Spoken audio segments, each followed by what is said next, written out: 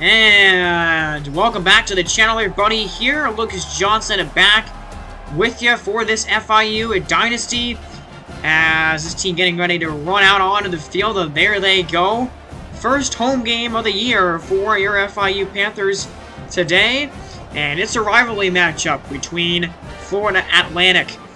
FIU here playing in this matchup, and last year's game, well, it was one that we want to forget. I mean, this game was absolutely dreadful for us. This game featured 8 turnovers by us, 12 total here, and we're just going to run through some of the highlights. We had 8 total turnovers, 6 interceptions thrown by Keon Jenkins, and 2 fumble recoveries. That was one of them right there. FAU here, I mean, they didn't have a great game either. Our first touchdown of this game last season was a strip sack, a scoop and score by Elijah Anderson-Taylor, who obviously won't be playing in this matchup here. But we had a couple of turnovers in a row. Our safeties had some good plays here. I believe that might be Jamal Potts there making that interception. But yeah, Keon Jenkins played like garbage in this one. That was our second pick 6 that we had thrown in the game up to that point. We threw 3 pick 6s in this game in total, and there was a total of 4 defensive touchdowns in this one. Absolutely a brutal game. There's another pick 6 there. We might have actually thrown 4 pick 6s, or no, it might have actually been 4 pick 6s that happened in this game, because I know, or 4 defensive touchdowns, I should say. But either way, just an absolutely terrible game. Jenkins was off point, I mean, the whole entire night. Look at all these turnovers in just the first half alone. I believe there was 4 or 5. I mean, there's another pick here. I think we had 5 turnovers. We had at least 4 or 5 turnovers that just we committed in the first half in this game. And we gave up an absolute butt ton of points here in this one. This was our final turnover of the game that we managed to get, 4th. It was our 4th one of the game up until that point. And Florida Atlantic ended up putting a monster 67 points on us here. It was a fumble that we had later in the game, and we kind of were trying to make a comeback in this one. We did kind of make a comeback. It was a 38-41 game at one point in the second half, but here is the final turnover that we had, and it was a pick 6 at the very end when the game was pretty much already over. So yeah, I think we threw 3 interceptions and 3 pick 6s in that game, and there was 4 total defensive touchdowns. So last year's matchup against this team was absolutely terrible on the road, but now we play them here at home, and hopefully with a year more of playing time for me personally, but also maybe some growth happening with our quarterback and with our overall roster, we will be able to put up a better fight in this one. As you see, Oregon losing there to Oklahoma State by a single point. That's a pretty big final score margin there. And, you know, the game against Utah that we had, it was honestly a fairly close game. We had a chance to tie that game late in there, and then we threw a pick 6. It really wasn't the fault of Jenkins at all. And Florida Atlantic, 0-1 so far in the season. They lost to Maryland by 6 right there. And so this is Jenkins' numbers. That was what he did in the first game of the season. 253 yards, no touchdowns, and 3 picks. So unfortunately, starting off the season with not a good touchdown to interception ratio, which does suck for sure. We're going to have to play well to bring that back up. Eric Rivers had 124 receiving yards in that first game. He was really the only great receiver to do a lot of things at a note there. Mario Hines and Landon Hale, 9 tackles. Jesse Cahill, 8 total tackles, 7 assisted in his first game ever. Jaden Williams had an awesome game last time out there, though. True freshman for us, 81 overall, and he went off with 2 huge sacks, 4 total tackles. And here's a look at the Atlantic Owls here. Now, their quarterback they have some of these same players. Zeke Moore was on this team last year. He was playing for them last season. And so was Jaden Williams. Jaden Williams returned at least 1 of those pick 6s that I showed you. So did Phillip Dunham. So both of those guys returned some pick 6s on us last year. Had really good games against our our offense there played really well on defense for them. Tracy Bennett is another safety. He's a true freshman. They have some decent safeties and corners on this team. And they're led by Cameron Fancher, who, was their starter last season, his senior year as a starter. And he doesn't do anything exceptionally well, but he is just a very well-rounded quarterback here. 88 throw power. His accuracies are all about 83, 85 overall here. And he's not extremely mobile, but he can move around the pocket some. He can get around there, and he can get around some pressure if the situation calls for it. In his first game of the season, he played pretty well. Had 25 touchdowns to 9 picks a year ago, 3,200 yards, and had almost 200 passing yards, 3 touchdowns, no interceptions in that first game against Maryland. The running back is Ziburi Mobley, and I don't remember the running back for them last year. I don't think he was their running back a season ago here. He is a senior, and it looks like he is more of a quick twitch kind of receiver. He got really good carryings there at 89, and a decent running ability. Not a great route runner, though, it seems. Not a great receiving back. And yeah, he didn't play very much for them last year. He was the backup kind of platoon running back, 103 yards that he was able to manage up in that first game. As their wide receiving core here, I'm not sure how many or if any of these guys are coming back from last season. I don't even recognize any of those names, and all those guys are juniors, so they might not have anybody new on. They might have all new guys, on the wide receiver track here. And here's Zeke Moore, who is all capped out at an 85 overall player, but he was their tight end last season. I know that, and I don't remember how good of a game he had against us. Now, again, these stats, not exactly reflective of what happened in the season, but he only had a couple of catches in the last game, only had, 220 or so yards. So they don't seem to use their wide receiver, don't seem to use him as a tight end very much, although we'll see how much they use him in this game. He is their best overall receiver. And there's the quarterback room for them. Their quarterback room is good. I definitely see some strengths in there for them. Philip Dunham and Bennett, both of those guys are good for them, and Bennett is a redshirt freshman. So without further ado, let's kick this one off, and let's get out there on the field. So Keon Jenkins is back out on the turf, and yeah, that's not what actually happened last year. Remember, we deleted the save file accidentally, so last year we did lose this game, but it was a lot closer for us. Last game that we played, obviously, in the when this game was simmed.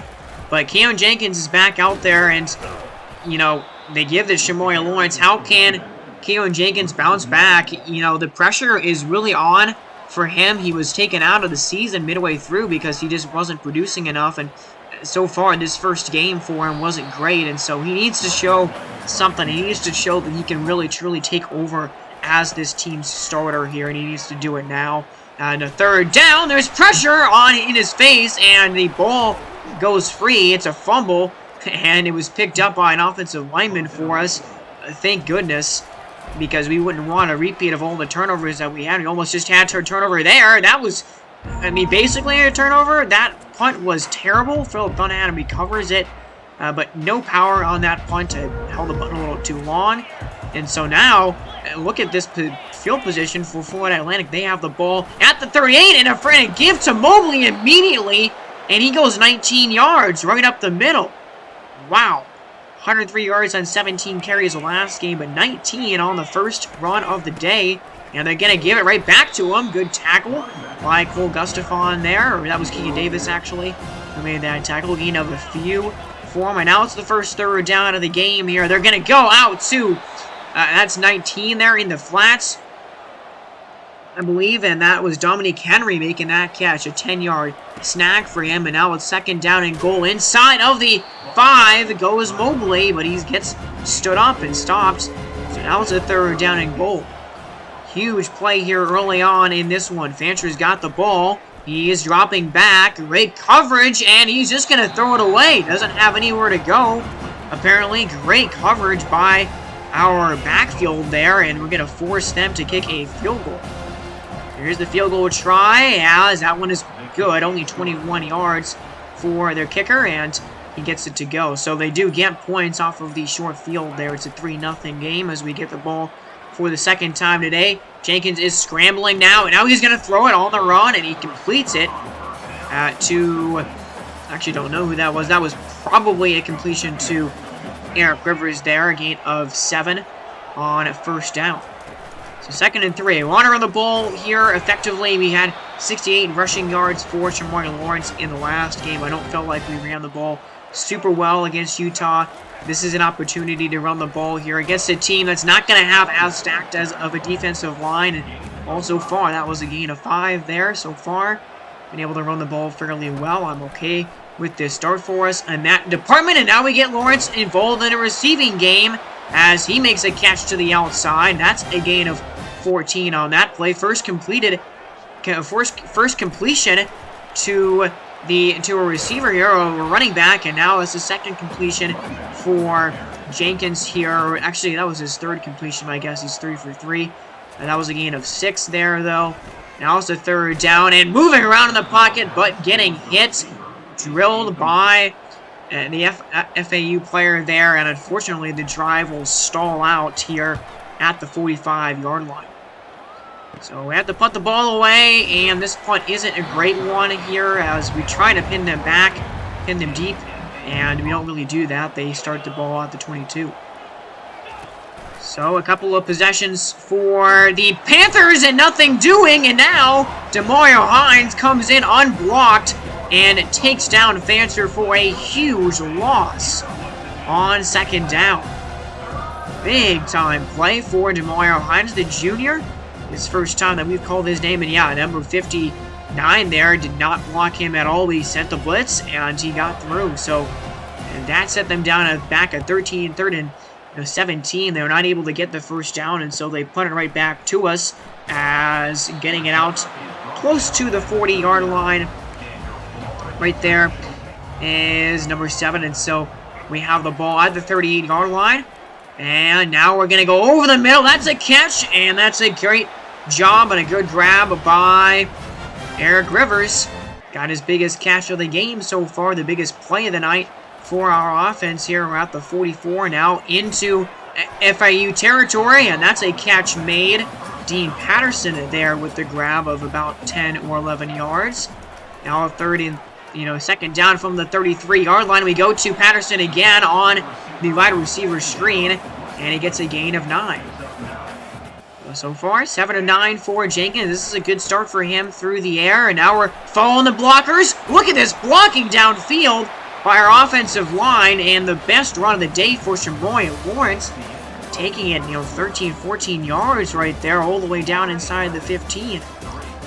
So far, not a ton of offense. It's only a 3-0 game for these teams. I mean, we have more offense right now at the moment, but still need to get on the scoreboard. Now we're at the 9. That's a give on the outside to Lawrence, who gets a few.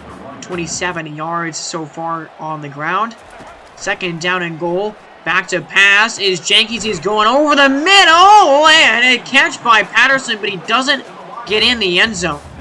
Wow, that was a gain of 5 yards. That's so close to the goal line. Isn't able to let the ball cross the plane. We run it with Lawrence, and he will take it in himself from the inch-yard line, basically. 2nd rushing touchdown of the year for Shamoy Lawrence, and we get on the board.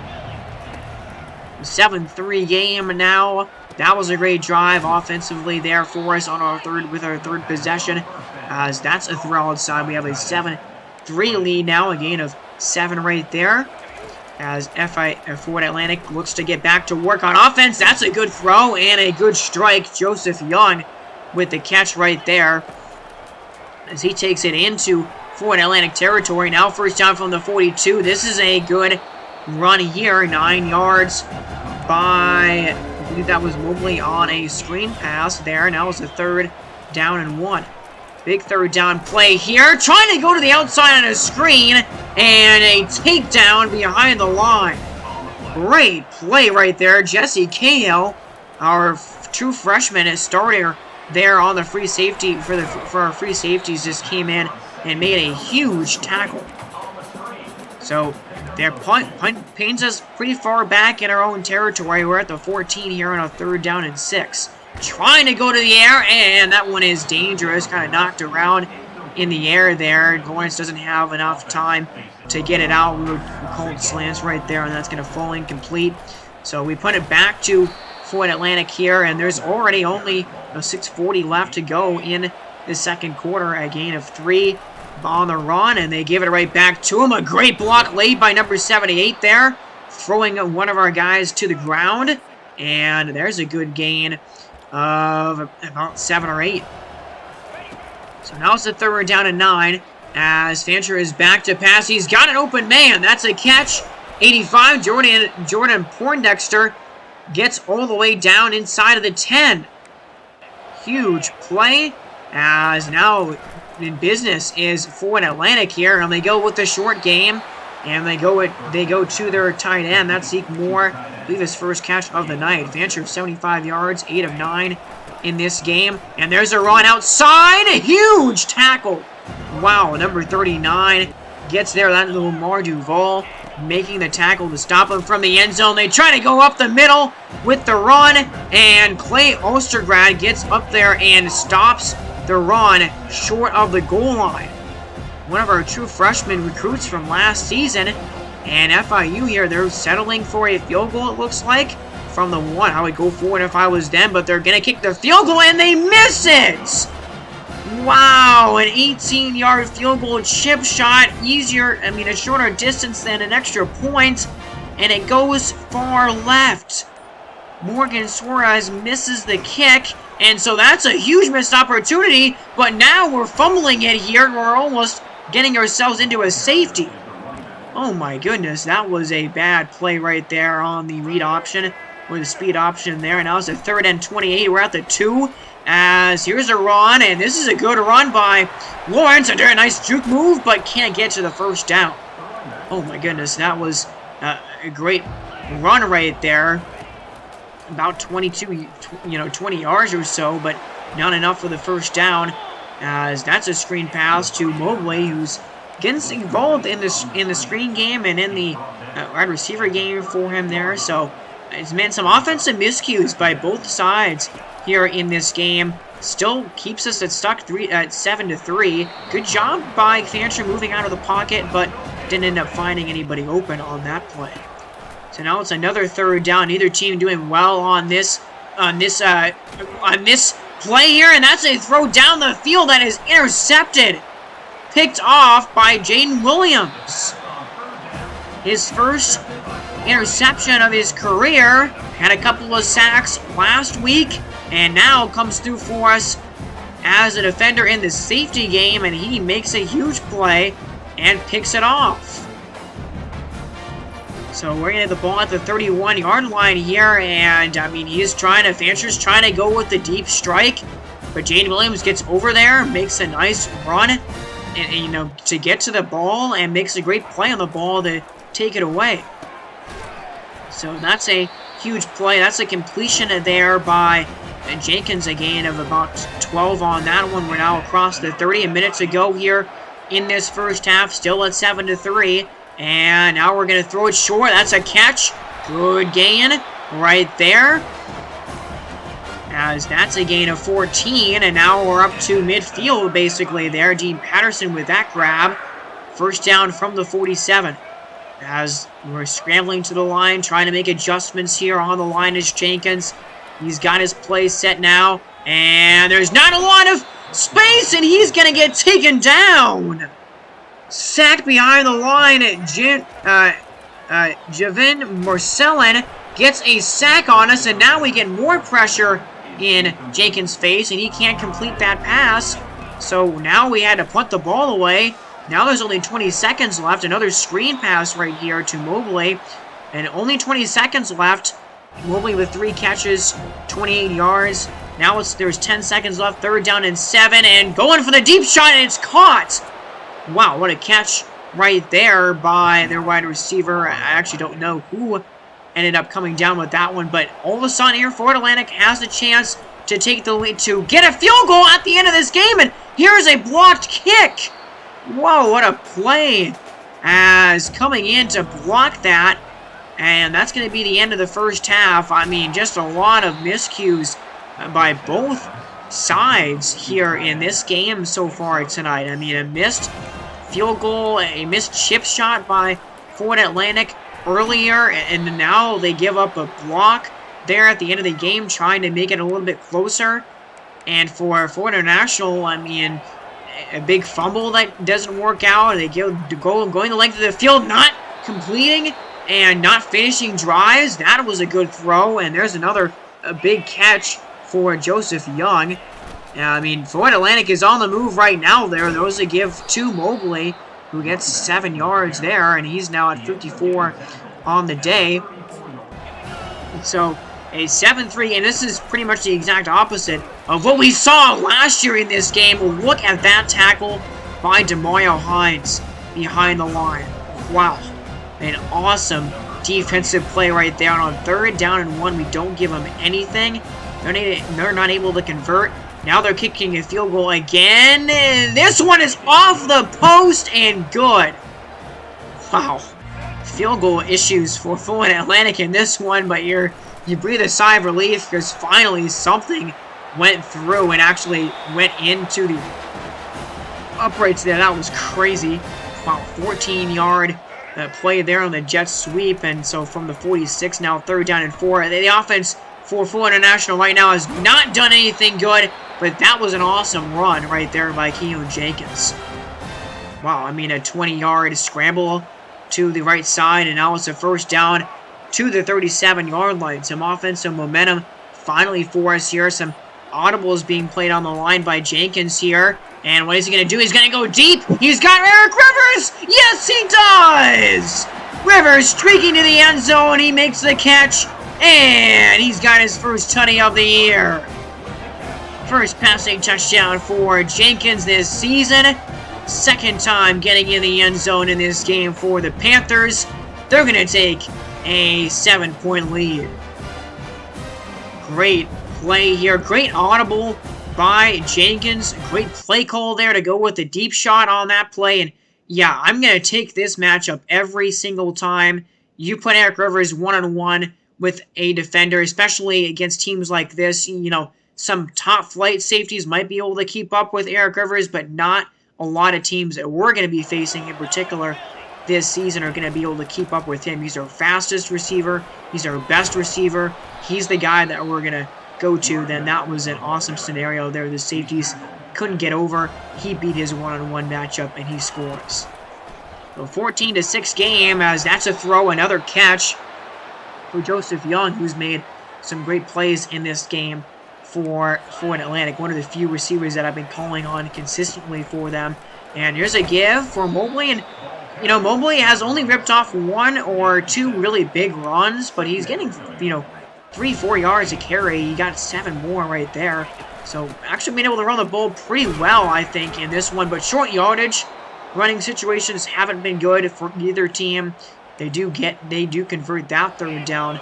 Neither team has been good on 3rd downs all night long, though. As play action here, and whoa, what a strike on the outside to go into Zeke Moore. And he makes kind of a crazy circus catch there behind his back and gets it for the score. So now Florida Atlantic is on the move. There's a great run by Mobley as he's breaking off tacklers and getting a gain of 12-13 yards. Look at that. Stiff arm on Hines. He gets away from him. Now it's a 1st down, and now they're at the 23-yard line. Play action, going deep with it, and it's a catch and a touchdown. Cade Smith with the grab. Wide receiver, and he gets in for 6 as Jaden Williams got beat on that play. He could not catch up with him. That's one of the few times that we've seen Williams get really beat. So far this season, first time I've really ever seen that from him. He did not cover that play very well. A streak, and that wide receiver was wide open. And here's what I'm talking about as they convert the 2-point conversion there. And look what happens here. Williams gets beat off the line and just, not going to be able to catch up with that receiver. So, he's been awesome this season. He has their interception today, but that was one of the few plays that I've seen where he just really couldn't keep up with the play there on that one. And that's a great drive by Florida Atlantic. What a great response by them as they just drive down the field 75 yards and just take it right into the end zone, get 8 points, and now we're tied 14-all. What a run here by Lawrence. A nice move, evading a tackler and getting all the way inside of Florida Atlantic territory down to the 44. So running the ball really well today. I've been very pleased and happy with how we've ran it in this game. That's a jet touch pass to Ross Fournette right there with the catch, and only a second catch of the day. And now it's a 2nd down and 6. Jenkins back, he's gonna fire it, and that's a great catch. There is Ross Fournette again, and that was a great route right there. I love that out route. I don't actually know what that route is called, but that route is so effective. As now we're gonna go over the middle. That's a great catch, and a catch by Rocky Beers. First time that we really called his name in this game, and he gets a gain of 9. So here we are, as we're on the move. FIU here driving down the field and getting close to the goal line. 4 catches for Eric Rivers, 62 yards and a touchdown. 3rd down and 1. We begin the 4th quarter here, tied up at 14. This game could not be again as different as the one that we had last season. We had so many combined points, 12 combined turnovers, as is a screen pass here. And a great play, a great move by Lawrence near the goal line, inside of the 5-yard line. As he's got 61 yards receiving in this game. Now we are set up so well here. 2nd and goal from the 4. We try to run it with Lawrence, but what a great play by Marcellin there, coming in behind the line and getting us for a loss. So now it's a 3rd down and 5, and that throw is caught by Fournette, but I mean, there's nowhere for him to go, and he is not going to go anywhere. It gets maybe a yard. So now it's 4th and goal, and it looks like we're out there for field goal formation. But watch this, we're trying to fake, and it doesn't work. Trying a fake here, I didn't actually know what button I needed to press when I got this ball, but they came in there too quickly for me to get the pass off, and a fake field goal does not work. We go all the way down the field, and we don't get anything out of that possession. That is brutal. Mobley's got 92 rushing yards here. It's still a tie game at 14, and that is a throw that is caught again by Joseph Young. 4 catches. He only got 4 grabs, but he's got 66 yards. He's been the most productive receiver in terms of catches per, yards per catch. That was a good play there. Poindexter getting the catch there on the screen, and he almost broke it free completely. As now here's Fancher. He's donning these guys up right now. Another great throw by him there in traffic to Young. So now at the 41-yard line, Florida Atlantic is moving the ball, but they get stood up. Demario Hines comes in with the pressure and takes him down for a 9-yard loss. 2nd sack of the game for Demario Hines, who's having himself an awesome day today. He has shown up huge in this game, time and time again. Now it's the 3rd down and 17. Hit as he throws it, and he's going for it all, but it's knocked away by the defender. Good play right there to break that pass up. And Florida Atlantic drives down a little bit here. They get right to midfield, basically. They have to punt it away. And now we'll see where we get the ball, and they cannot pin us deep. We will start at the 20. So only 278 yards of total offense, and we've really had a few good drives, but nothing super crazy. Not a lot of big plays in this game. Obviously not a lot of points. A great run by Lawrence, 9 more yards. He's got 86 of them today. He's been running the ball really effectively in this one. There's a throw, a dangerous pass out in the open to Eric Rivers, who makes a good catch right there. Holds on to that ball through traffic with that safety looming right there. Maybe not the best of decisions to throw it here. We're going for the deep ball, and a great play made on that one. Number 26, Chris Tooley there getting in, knocking the ball down. So now it's a 3rd down and 10. Pressure off the edge, but good job picking it up by Jenkins and getting it out to his receiver, Dean Patterson. Caught a lot of passes. Patterson's Caught a lot of them today, and most of them coming on as that's a throw, and that's picked off. Wait a minute, there's a flag down there on the field. Jim Patterson's been running a lot of curls in this game, and he's getting some catches. That is going to be pass interference against Marcellin, who's had a great game for the Owls here, but that was a huge penalty, and so we get that penalty. Now we're moving up to the 33. That was still under 3 minutes to go in this game, as there's a run. Ross Fournette has got another catch and 7 more yards. So we're getting into the 2-minute warning here. We got to snap it one more time before the 2-minute warning. And another great play made by the defense here on a 3rd down and short. Trying to run the ball. Guy comes in unblocked and stops us. So there's a kick, but the kick is no good. It's short. Oh my gosh, I mean, this is just dreadful. I think Gabriel Cox is our field goal kicker here, and he can't make that. I mean, that was it's like a 44-yard field goal attempt. It wasn't even that long, I don't feel like, as it's just short. I mean, I almost had max power on it, so, you know, it's not me not putting any power on it, just that guy cannot kick that far. That is really unfortunate. And now, it's still a tie game. Now, Florida Atlantic's got a chance, under 2 minutes to go, all 3 timeouts to really do something right now with the ball and get into field goal range, take the lead. Now it's a 3rd down and inches play here, and he's going deep with it, and it's incomplete. Broken up right there. I believe that was LeVar Duval, either Duval or Sexhill there, breaking that pass up for us. We get the ball back, and there's a gain of 9 there on the pass. So, I mean, this is it. We're getting down to crunch time now. 1 minute, 21 seconds to go. Only 2 timeouts for us. On 2nd down and 1! And he throws it, but he doesn't throw it. Oh, man, Jenkins. That's a pass you gotta have. He's open here. He's got space. And trying to get it to Lawrence. He overshoots him. That's a huge play. And now look at this defense for FIU here. They stand up to the run. Just wanted to run the ball to get a yard and get a 1st down. We can't do it.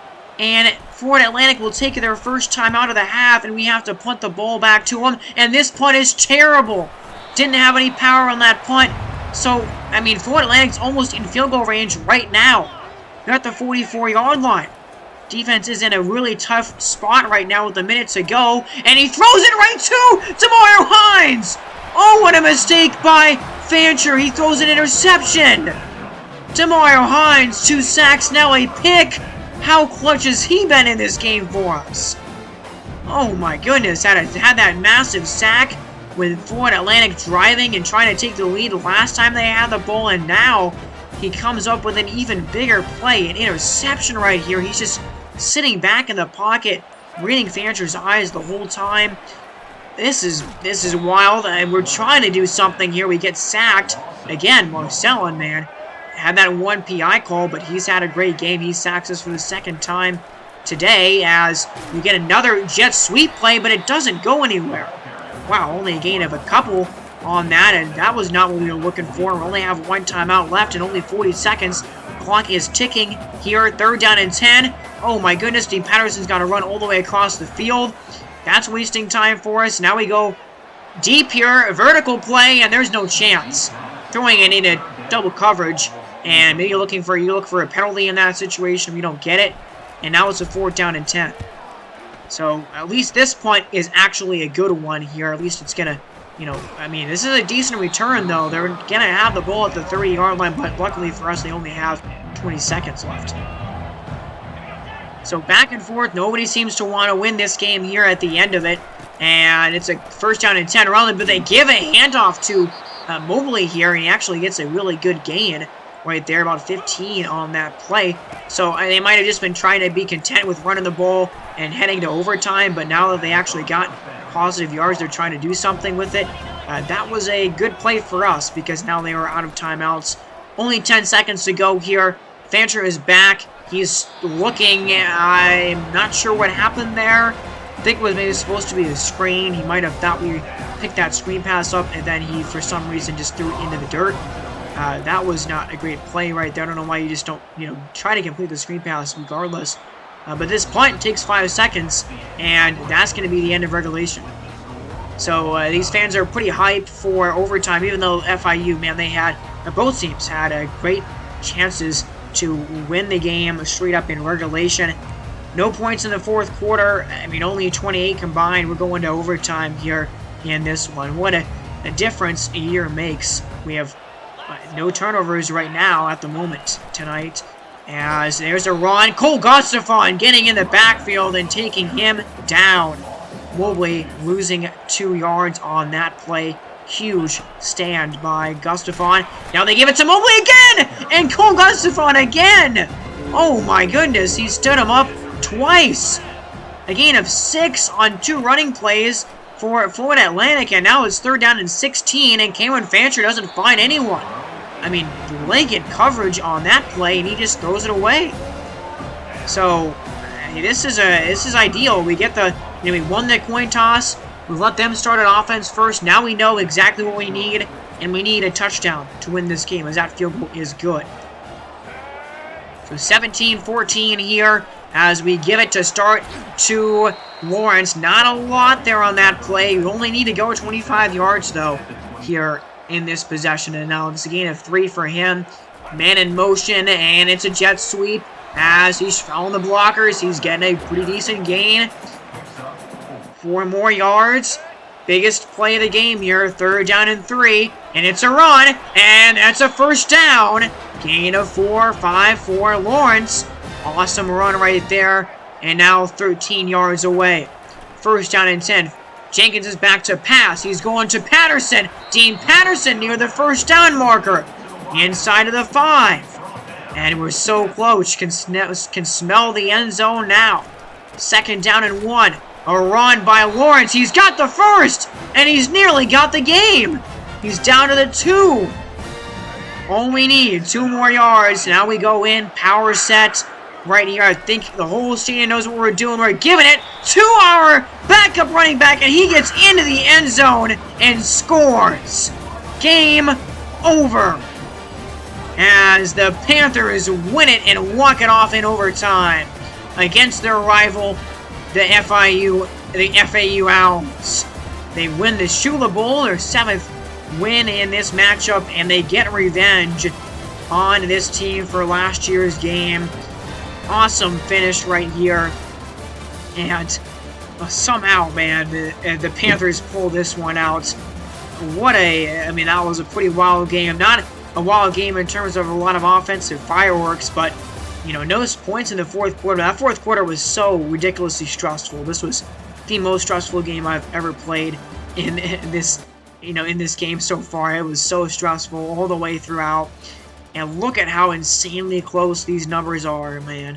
We had 3 more 1st downs than they did. They actually had more total offense, but only by a couple, by 2 more yards. That's insane how close we were in terms of our total offense there. We had 2 more rushing yards than they did. They had 4 more passing yards than we did. That's how much of a difference separated us. Completed 3 more passes on 5 more passing attempts. Both quarterbacks had 1 touchdown, 1 passing touchdown in this game. 92 rushing yards for us today, 90 yards for them. 268 passing for them, 264 for us. And both teams, 6 of 16, 6 of 14 on 3rd down. We were actually better than I thought we were on 3rd downs in this game. 0 for 1 on 4th downs with a fake field goal try. And the field goals in this game for neither team were very good. I mean, FIU missed one of them, had another blocked, and we tried to go for a fake in the fourth quarter. We could not make that work. And winning this turnover battle was huge for us as we forced 2 interceptions by the Panthers. We did not turn the ball over at all, and that was hype. I mean, if we turn the ball over pretty much at all in this game, I don't think we're winning it. So that was a huge plus for us. That was probably the biggest reason why we won this game. 431 total yards for FIU. So they had, about 30 more yards than we did overall today in this one. But yeah, Jenkins, this is a good game for him. A good bounce back. I mean, the most important stat that he had in this game was the 0 interception marker. Still only has 1 passing touchdown on the year through a couple of games here, but 264 yards. It's 7 more than he had last week, and a better completion percentage. These two quarterback ratings are almost identical as well, as Banter's basically same completion percentage. 10 incompletions for him, total 268 yards, 1 touchdown, 2 interceptions. Shamori Lawrence had a great day, 68 yards rushing last week, 97 yards rushing today, so he improved with his numbers in his running game. 4.6 yards per carry for him with 1 rushing touchdown. He had an awesome day there. Jenkins had only -1 rushing yards, only got sacked a couple of times. Lamont there had the game-winning walk-off run off the middle for the Panthers here. And for the Owls, you got Zavari Mobley, 27 carries, 106 yards. So he ran the ball pretty well, 3.9 average there, over 100 rushing yards for him twice, or the second time he's done that this year. And for us receiving, I mean, we only threw it to 5 receivers total in this game. Dean Patterson, Shamori Lawrence, Ross Fournette, Eric Rivers, and Beers. Patterson, 74 receiving yards for him. Lawrence, 65 and 7 catches. Fournette, 6 catches, 28 yards. Eric Rivers, 5 catches, 87 yards, and a score. And then Rocky Beers, only 2 catches, only 10 yards, so didn't have a great game, didn't really pop off at all. And I mean, I want to see him a little bit more involved as our starting tight end, but there's not a lot of packages on our roster that gets tight ends involved. Gets tight ends involved very much. But here's the receiving numbers for your Owls. 7 catches for Zeke Moore, 46 yards. Mobley at 5 for 38. And Joseph Young definitely had the best game out of all these receivers. 5 catches for 80 yards. He was very effective for them. And then CJ Smith had a 25-yard touchdown catch in this game. 48 total yards receiving for him.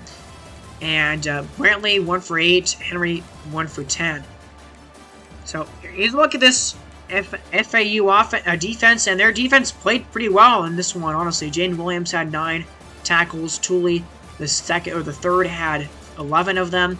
And Gavin Mercillin, freshman here, redshirt freshman, had a couple of 2 sacks in this one, 3 tackles for loss. Tracy Bennett, also a redshirt freshman, a sack and 2 tackles for loss for him. And then Demario Hines had an amazing game. Look, these numbers are insane for him. 2 sacks, 12 total tackles, 7 solo tackles, by far the most. I mean, Raheem Sexton did have 5 solo tackles, but most solo tackles on the team here in this game. Had 4 tackles for loss, including those 2 picks, and also the interception, or the 2 sacks, including the interception there. Cole Gustafson, 2 tackles for loss. Those were like 2 of the biggest tackles for loss in this game in overtime when the Owls had the ball to begin overtime here. Morgan Suarez, 3 for 5 in this one, 1 block. Pretty terrible day for him kicking-wise. Missed like an 18-yarder, and our kicker missed a kick as well. So a lot of mistakes for both sides, but we somehow come out of that game with a win, and we just take a sigh of relief for that. Kahil Paris from Pensacola, Florida, we get him to commit to our school, and this is awesome news. Nate Stoneburner is committed to us as well from Miami, Florida. And both of those guys had a visit this week, really, for us, and that's why they are going to commit to us now, because we just got a win against a rival opponent. So a good day for them to visit. I didn't even mention that. I forgot that those guys were visiting for us this week. But a big win for us there. A couple of recruiting wins. And I'm really looking forward to Stoneburner. He is a 3-star gem. And I'm really looking forward to seeing what he will be all about. He looks like he's going to be an awesome player for us. So I like how our recruiting is going. We've already got 3 commits, which is awesome so far already. And we're really close to locking down Soto and Miguel Gooden right now. And we can give 65 points to Gooden in some of these other positions as well. So we're going to give 65 to Marcel Gooden, try to lock him up right now. It's preferred there. Sam Toto, looking in good shape for him. We've overtaken Utah in this race for Brad Biggs, and we are in his top 5 now So figuring out where we want to schedule a visit for them. I know right now it says Jacksonville State is a weaker opponent than we are. I don't think that's going to be the case when we play them. Again, I think, Jacksonville State was one of the better teams in the conference last year. And I think that they're going to be, if they're not going to be better, higher tier than us, they're going to be about the same as we are in terms of that. So I am going to schedule a visit there for week 10 for him. And we're in first place for all these other guys, including Paul Farrell, who we have jumped over Wake Forest for him now as he's entered his top 8. Tony, we put some points on him. We're still behind FIU. That's not a race that I'm really worried about. If we put points on him, we're going to get him. Dorian Fries is a guy probably not going to get him right now. It looks like. And Shakira Dunbar, we're exiting out of this race because there's really no chance that we have there against, I believe Duke was that first team that was going after him. Durrell Arkno, a center for us. We are first for him, and we have some guys that we want to scout a little bit here a few weeks into the season. And, Matthew Lima, Hill here, those two guys, both South Carolina guys, are really focused in on them. So I don't know if there's really a chance of competing for them. But we are going to offer a scholarship to LaMichael Sitton here, as he's a 3-star guy, right outside linebacker that we have already scouted. And we have a lot of offensive linebackers that we're looking at right now. We've offered a scholarship to all of them so far. And we scout Adrian Mendez, and he looks pretty good for you. 84 pursuit, 75 block shed, 73 tackle. I don't mind those stats. I think those stats are fine for him. And then Trevor Hines, we scout him. And, we'll see if we can enter this race. We do have 5 points, so we might be giving him a scholarship here. But 79 power moves, he's not a gem or a bust. I think it's worth it. I think it's worth it for us to offer a scholarship.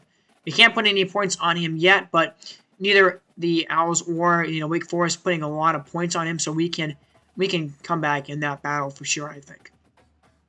So next week, I'm going to try to preview some of these teams before the week before we actually play the game, so I don't spend 10 minutes looking over what the team is going to be that we play before we actually play the game. There, just for the flow of things. But for the next episode, we are facing off against the UTSA Roadrunners. And this is a team that when I put them on the schedule, they were ranked in the top 25. They're not anymore because they have lost a game this year. But this is a good roster, man. They have an awesome guy here. I mean, look at Denver Harris, 91 man coverage, 81 zone. He is an awesome corner for them. One of the better corners in the entire league. 94 speed, 96 acceleration. He is an awesome corner for them. And then they have a really good running back here in Kavorian Burns. Only a 2-star recruit, but, I mean, he's got great agility. He's a guy that I'm kind of scared to try and face. 262 rushing yards and a touchdown for him already this year in 3 games for UTSA, who 2-1. And this team's defense looks like it's going to be really good. Devin McCoon there also looks pretty good for them as a wide receiver. So does Amador. I don't know. I mean, their offense is only rated at an 81, but I actually like their offense a lot. I think they have some good offensive playmakers.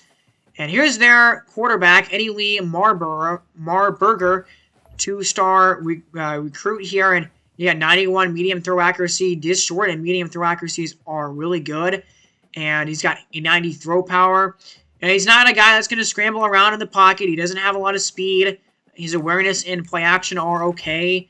But I think he's a decent quarterback. He's a strong quarterback, and he's having an awesome year right now. Look at these numbers. 10 touchdowns and no picks. 10 touchdowns through 3 games is kind of insane, actually. And, only threw 1 interception last year. So this is a good roster. They're slightly better than us, and their defense is at 85. It's one of the tougher defenses that we've faced. I don't remember what Utah's defense was ratings-wise. I think it was probably 83, 84 defense there. So this is going to be a tough test. I mean, this team was ranked. It was ranked in the top 25 for a reason. They just recently dropped out of the top 25 rankings. They are receiving the most votes out of anybody to get back into the top 25.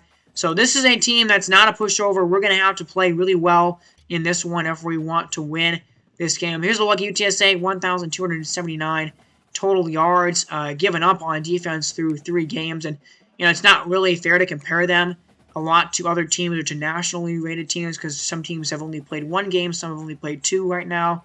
But 1,195 yards total that they've gotten in this game. And for us, through 2 games, we have 706 yards of total offense so far. 1 passing touchdown, 5 rushing touchdowns, and we've allowed 654 yards on the defensive side. I think our defense has played a lot better than what we saw last year. So I think that has been an area where we've improved.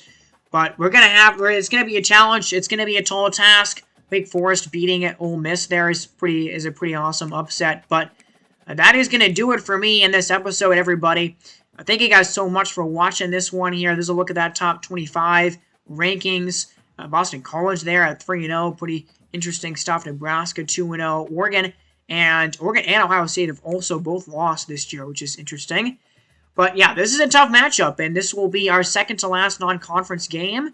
And so UTSA is on our ledger. That's going to be next time in this series. We'll be back with MLB The Show videos, MLB The Show video next time on the channel. But subscribe if you haven't yet. If you want to see more content from me.